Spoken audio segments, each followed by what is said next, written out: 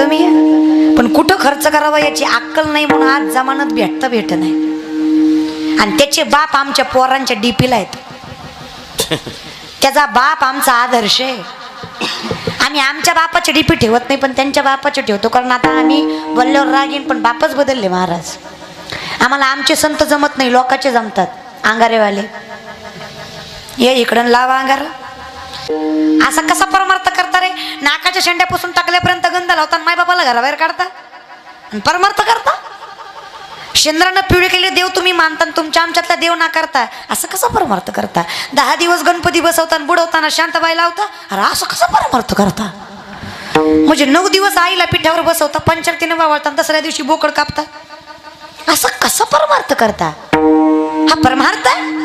हे तुमच्या आमच्या जिभेचे चोचले नाकलीचे कांदेत महाराज. ह्या का परमार्थ आहे काय? जरा खोलात शिरून बघा, समजून सांगते, समजून घ्या. पण परमार्थ डोळस असावा. थोडं बोललं तर राग येईन, पण ऐका, ब्रह्मचारी राहून खोड्या करण्यापेक्षा बायको करून परमार्थ केलेला बरा. डोळस परमार्थ करा, काही गरज नाही महाराज. तोंडावर जे असेल ते असेल, पाठीमागे कुठं नाही करायचंय, काय असेल ते असेल माऊली.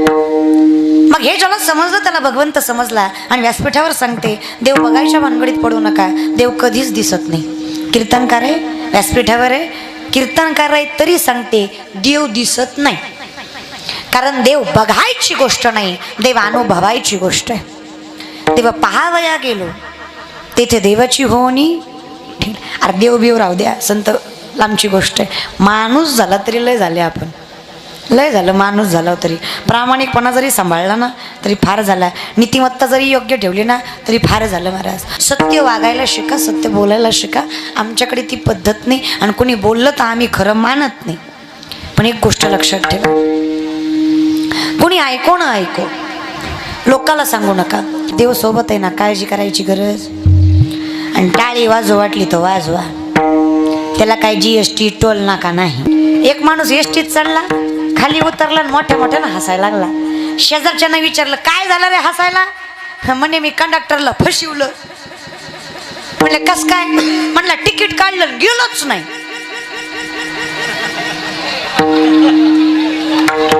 त्यांना सुद्धा कळलं. होय पोरं, काय कळलं रे? फसलं कोण रे? फसलं कोण? कोण फसलं? कंडक्टर फसला का? कंडक्टरच्या बापाचं काय गेलं? कुणाच्या बापाचं गेलं? त्याला अक्कलच नाही त्या का. आणि ती दुसरा तिसरा कुणी नाही, आपणच आहे ती बिनाकली. म्हणजे तुम्हाला वाटतं काय अंधारात तुम्ही उठले म्हणजे माझं काहीतरी जाईल? हो का? माझं जेवढं पाकिट ठरलंय तेवढं ठरलंयच.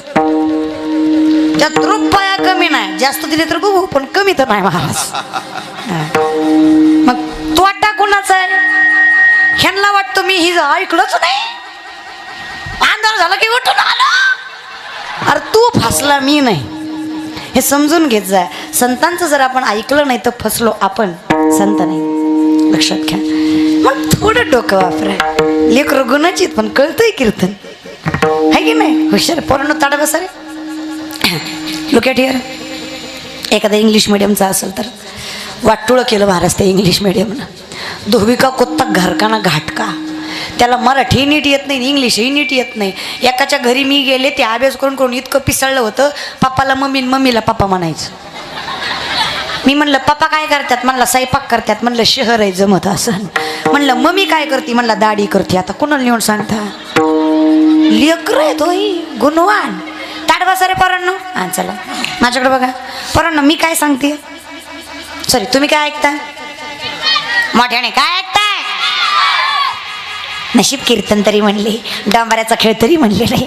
तेवढं तर माहिती ही तर बी गाजी ते ती वाजी होते ती महाराज. पोरांनो, गेल्या 4 वर्षात एक पिक्चर लय गाजला. त्यात गाणं होतं झिंगाट. पिक्चरचं नाव तू तर लयच हुशार आहे रे. सायराट मधल्या हिरोचं नाव, हिरोईनचं. तुझ्या आई बापाची गाठच घेते कीर्तन झाल्यावर महाराज. लयच गुणाची लेकर आहेत. पोरांनो ताड बसा पटपट. मी म्हणते त्याच्या पुढचं म्हणायचं. म्हणते त्याच्या, म्हणते त्याच्या, म्हणते त्याच्या. शांत गेली शालू गेली आता कुणाचं नाव जवा बत्तीस तू माझ्याकडे माझ्या मामाची ही पोरगी एक नंबर दिसते साडीवर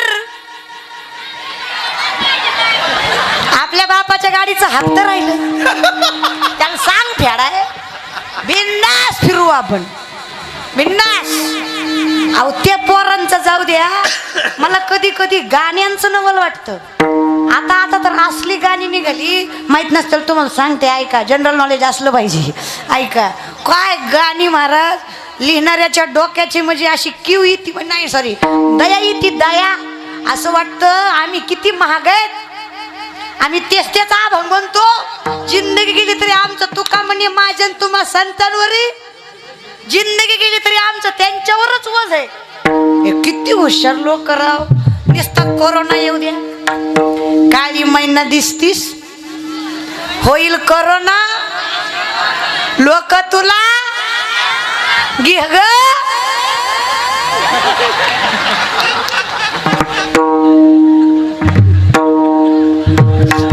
काय डोकं महाराज घे ग प्रेम करून तुम्हाला पुन्हा नाही भेटायचं प्रेम आहे की नाही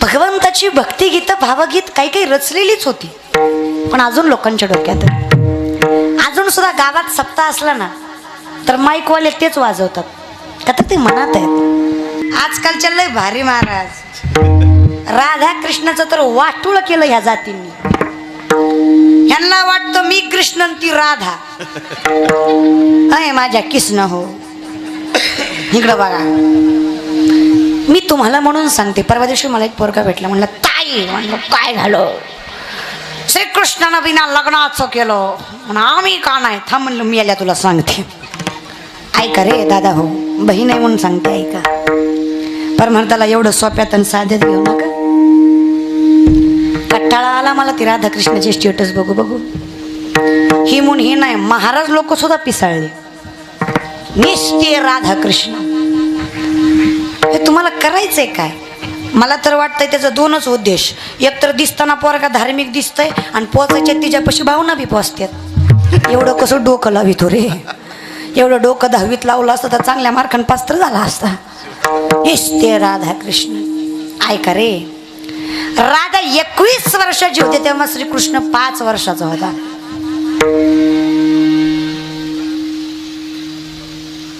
राधा कितीची श्रीकृष्ण कितीचा मग तुम्ही 5 तुमची राधा 21ची का रे तुम्हाला काय वाटतं देवानं केलं ते बरोबर होतं आणि तुम्ही करताय ते चुकीचं आहे अरे तुम्ही करताय ते चुकीचं आहे कारण तुमच्या प्रेमात स्वार्थ आणि वासना आहे माझ्या भगवंताच्या प्रेमात वासना हा प्रकरण होतो हे मी नाही याला प्रूफ आहे राधे घे कुणाला घे कृष्णाला घे कुठं घे कडेवर घे कुठं ने तुझ्या घरी ने समजून घेताय हे प्रेम आहे मग देवाच्या नावाखाली काही बी खपवायचं आणि श्रीकृष्णाला 16,108 होत्या मग आम्ही बी 2-4 करतो कर की बिंदास कर एकानं मनावरच घेतलं आणि घरीच गेला आणि बायकोला म्हणला आजचा महाराज लईच चांगला होता बायको म्हणली तुला बराच पाठला ती म्हणला देवाला 16,108 होत्या तुम्ही बी 2-4 करा बायको म्हणली चांगली गोष्ट आहे मी पण ऐकलंय द्रौपदीला 5 नवरे होते कळलं त्यालाच कळलं नवरा म्हणला तू बी गप पण मी बी गप भानगडीत पडू नको माय समजून घ्या नामदेवरायांचा कूट अभंग हा एक प्रकार आहे ते किती बी कुठले तरी कळत नाही बघा एकतर चिमणी उडन तरी नाहीतर चरण तरी उडता उडता चिमणी चरण का बर चिमणी केवढी होय चिमण्यानो चिमणी केवढी चिमणी चिमणी चिमणी केवढी तुम्हालाच बोलते मराठीतच बोलते आहे की नाही मग तसलं कुस नको तोंड करून का बसला मी काय तुमचा बांधव करला का रानपी ठेवलंय का तुमच्या विरुद्ध पार्टीत मी उभा आहे अशी बसल्या ती जस काय माझ्या मातीला आली ती कसं आहे ना हे बघा अहंकार आहे ना अहंकार हा माणसाला आहे त्या क्षणाचा आनंद घेऊ देत नाही. सगळ्यात मोठी शोकांती काय, हा ऍटिट्यूड असतो.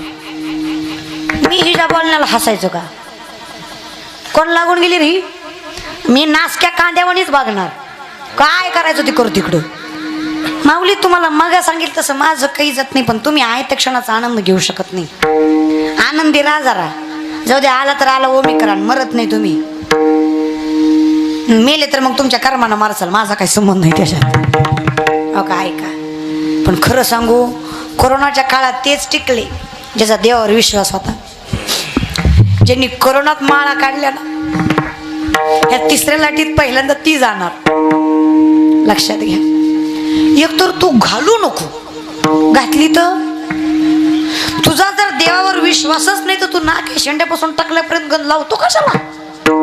सकाळी काकडा, दुपारी हरिपाठ, संध्याकाळी कीर्तन, रात्री भजन, हरे हरे हरे हरे. आता झाला कोरोना, बसला घरी. डॉक्टर म्हणला बुवा पॉझिटिव्ह, बुवा म्हणला आता कसं. डॉक्टर म्हणला बुवा जीव पाहिजे का देव, बुवाला सरसाला मोतो पगडी 50. आधी जीवाचं बघू पुन्हा देवाचं बघू. बुवा म्हणला जीवच पाहिजे ना, काढ माळ. माळ काढून अंडी खाल्ली म्हणजे जगणार का तू. अंडी खाऊन जगला असा कोण आहे रे. एक तर माझं म्हणणं आहे, विश्वास ठेवीत जा. कोरोनाचा विषाणू दिसला का हो माय बापा, हो दिसला का हो. न दिसणारा विषाणू मारतो याची खात्री आहे, तर न दिसणारा परमात्मा तारतो याची खात्री नसावी.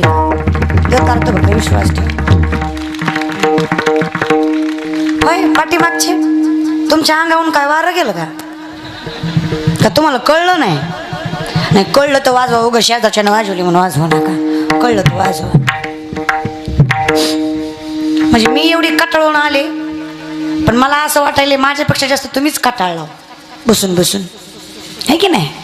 जरा तोंडावर जरा फुललेल्या गुलाबासारखी तोंड ठेवा, गौरी फुटल्यागत तोंड करून बसला महाराज. नाही थंडी वाजायली मान्य आहे मला, त्यात काही वाद नाही महाराज, पण आनंदी राहा. हो का माई, मी तुमचं काय वाटोळं केलंय का.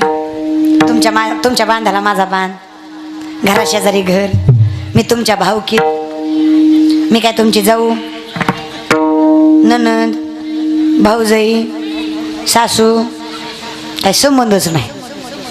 तुमचा आणि माझा काय सुद्धा संबंध.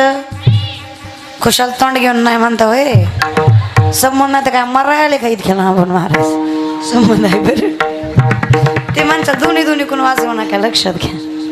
नातं आहे माय, हे नातं जरी रक्ताचं नसलं ना, हे नातं भक्तीचं आहे. एखाद्या वेळेस रक्ताचं नातं दगा देईल, पण भक्तीचं नातं कधीच दगा देणार नाही. विश्वास देते एवढी ताकद या नात्यात. फक्त हे नातं जपता आलं पाहिजे. या नात्यात स्वार्थ नाही आला पाहिजे. बघा, कामासाठी जोडायचं नाही. आजकाल सगळे लोक कामासाठी वापर करतात. महाराज थोडा राग येईल, पण खरं सांगा कार्यकर्ते हो, महाराजाला येऊस तर फोन करता का जाऊस तर करता. इमानदारीनं सांगा रे, तुम्हाला खऱ्या मायबापाची शपथ रे, इमानदारीनं सांगा रे, महाराजाला येऊस तर फोन करता का जाऊस तर करता. आणि गेल्यावर मर नका, उलत नका, तिकडं पालता का पड ना, पुढच्या वर्षी वाढदिवसाला करणार.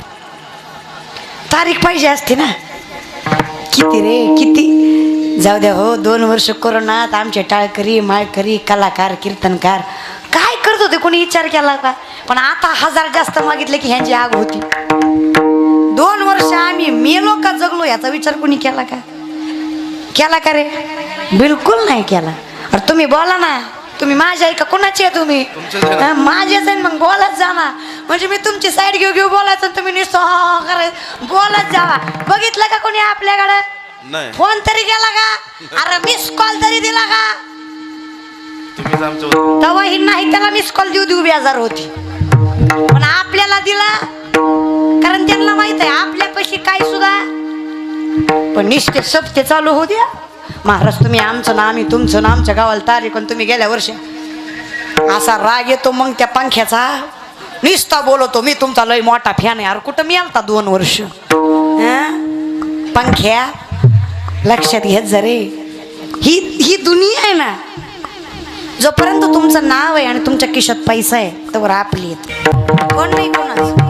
मग देवा सांगा सुख दुःख, कुणाला सांगा त्याला सांगा. यांना जर सांगितले ना चांगलं सांगितलं तोंडावर म्हणतील बरं झालं, पाठीमाग म्हणतील वाटोळ व्हायला पाहिजे. दुःख सांगितलं तोंडावर म्हणतील वाईट झालं, पाठीमाग म्हणतील असंच पाहिजे. लोक इथे देवा जी काही चाललंय ना तुझी या सत्तेने, वेदाशी सूर्याशी चालणे तुझी या सत्ते. मग देवा जर तू आमचा सर्वस्व आहे, माझा सर्व काही पांडुरंग आहे. पांडुरंग आमचा पिता, माय बाप बहीण बंधू चुलता सर्वस्व जर तू आहेस तर मागणं सुद्धा तुझ्याकडेच मागितलं पाहिजे. पण माझा एक नियम आहे, द्यावं सुद्धा त्याला ज्याला गरज आहे. ज्याला गरज नाही त्याला द्यायचं. माजलेल्या लोकांना कधीच दान करायचं बरं का. तुम्ही पंगत घातली, पंगत आमदार बोलवले, खासदार बोलवले, मंत्री बोलवला, तुम्हाला काय वाटतं? आशीर्वाद भेटत्या की तुमचाच भात खाणार आणि तुमचंच रेशन कार्ड जाळणार. गावातली अशी कुटुंब ज्यांचा उदरनिर्वाह कष्टाने चालतोय, त्यांची चूल जर एक दिवस तुमच्या पंक्तीमुळे पेटली तर त्याच्या लेकराबाळाच्या आशीर्वादानं तुमचा पांडुरंग तुमच्या कर्मात असल्याशिवाय राहणार नाही. फक्त दान त्याला करा ज्याला गरज आहे. महाराज लोकाला स्वलय म्हणायचं नाही, चहाच घ्या, दूधच घ्या, थोडं एक्स्ट्राच घ्या. पाकिट घेता येते, काय कमी आहे त्याला? इथं नाही तर तिथं खाईन. पण एक साधा वारकरी जो दारातनं चाललाय, ज्याला भुकेची गरज आहे, त्याला देऊन बघा, तुमच्या पंढरीची वारी तुमच्या दारी होईल. दान त्याला करा ज्याला गरज आहे. आणि आम्हाला गरज आहे अशा कुळाची ज्यात हरिदास आहे. कारण आम्हाला हे टिकवायचं आहे. आधीच तर आहे ना महाराज, महाभारतामध्ये ज्यावेळेस महाभारत झालं त्यावेळेस फक्त 18 ते 20 लोक जिवंत राहिली. आणि त्याच्यामुळे जो आमचा पहिला संप्रदाय आहे किंवा जी आमची पहिली संस्कृती आहे ती 18 ते 20 जण किती वाढवणार आहेत? वाढवून म्हणून बरीच लोप पावली. मग त्याच्यानंतर ज्यावेळेस संत संगती आली, ज्यावेळेस हा परमार्थ आला, त्यावेळेस कुठेतरी संस्कृती उदयाला आली. त्यावेळेस कुठेतरी कळलं की आम्ही कोण आहोत, आम्ही कशासाठी आहोत. मग आत्ता समजतंय आम्ही हे पहिल्यापासून चालत आलेलं आहे. हे जर खोटं असतं तर 5000 वर्षापूर्वी श्रीकृष्ण भगवान म्हटले नसते मनुष्यनाम सहस्रेषु. हे चालत आलंय, जन्मनाम मनुष्यनाम, हे ठरलेलं आहे. हे कुळानं कुळी चालत आलंय. सोप्या भाषेत आजा गेला पंजा मेला बाप मसनात गेला, पाहता पाहता नातू पंतू तोही. हे कुळ आहे आणि हे टिकवायचं म्हणून मागणं गरजेचं आहे. मागण्याची पद्धत असली पाहिजे. बघा नामदेवराय लय हुशार. एके वेळेस अशी अवस्था आली की नामदेवरायांच्या घरी जरा कमतरता भासली अन्नाची वगैरे दान करण्यामुळे. नामदेवरायांची बायको नामदेवरायांना सांगते, स्वामी बायको म्हणून नाही पण आई म्हणून लेकरांची अवस्था, तहानेनं भुकेनं झालेली ही तळपळलेली अवस्था मला बघवत नाही. अशी माय आहे महाराज, तिला कसं सहन होणार आहे? नामदेवराय म्हणले काय करू? काही करा पण त्या उदरनिर्वाहाचं काहीतरी बघा. ठीक आहे. नामदेवराय हुशार, मागणीची पद्धत बघा बरं का.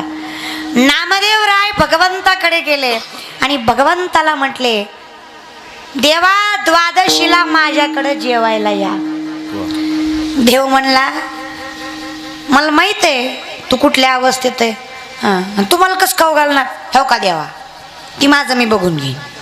निवडणूक कशी लढवायची ती माझी मी बघल. तुम्ही तिकीट तर द्या.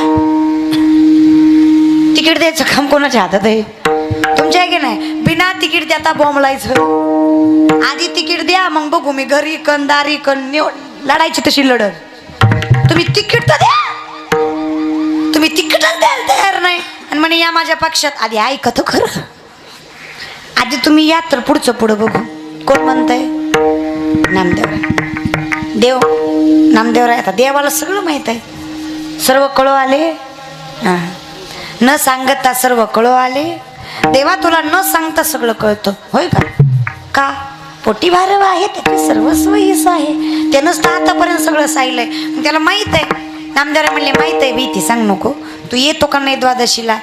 आता एवढा हट्ट करतोय नामा तर येतो. आता तेच नामदेवराय थोडं सुकला चेहरा घेऊन रुक्मिणी मातेकडे गेले आणि रुक्मिणी माले म्हणतात, बघ की ग आई, देवाला माहित आहे मी कुठल्या अवस्थेत, तरी देव मला म्हणला मग तुझ्याकडेच येईन, नाही तर नाही येणार. आता योग देवानं म्हणलाय म्हणल्यावर मला करणं काम आहे. पण तुला सांग का, ते अन्नधान्य मी इकून तिकून गोळा बी करीन ग, पण माझ्या ह्या बायकोला जमलं पाहिजे की तुझ्यासारखं. देवाला तुझ्याच हातची खायची सवय. माझ्या बायकोनं काय करून ठेवलं तर हाय का, येळाला केलं वनवासाला सीताफळ महाराज. येड्याचा बाजार व्हायचा निसता. माझ्या बायकोला नीट पोहे करता येत नाही तर ती काय देवाला स्वयंपाक करायची. माझी विनंती आई, तू ये. आई म्हणली कसं ह्यो काय तुला यायचंय का नाही, मग देव येणार आहे ते फिक्स आहे का, थांब म्हणला तुला नेतो. आईच्या हाताला धरून देवाकडे नेलं. देवाला कोणी बोला, देवा ती द्वादशीच येतो येतो. तो म्हणला येतो म्हणतोय, तू येते का नाही सांग. आता देव येतोय म्हणल्यावर मला येणं काम आहे. थोड्या थोड्या गोष्टी लक्षात घ्या. देवाला बोलवशिवाय लक्ष्मी येत नाही. आधी कुणाला बोलवलं, देवाला, मग कुणाला बोलवलं, लक्ष्मीला. मग येईल ना. तर देवाला देव